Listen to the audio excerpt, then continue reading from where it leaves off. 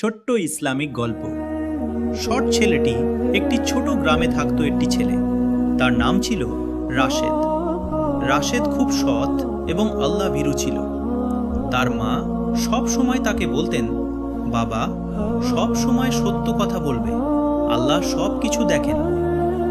একদিন রাশেদ বাজারে গেল কিছু জিনিস কিনতে। পথে সে একটি টাকার থলে দেখতে পেল। থলেটির ভিতরে অনেক টাকা ছিল। সে ভাবল, এই টাকাটা আমি নিচ্ছি। ভিতরে অনেক টাকা ছিল। সে ভাবল, আমি যদি এটা রেখে দিই কেউ জানবে না। কিন্তু সঙ্গে সঙ্গে তার মায়ের কথা মনে পড়ল, আল্লাহ সব কিছু দেখেন।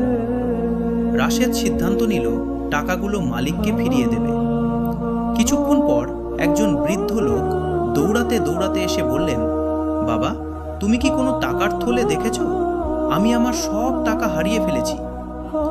রাশেদ হাসি মুখে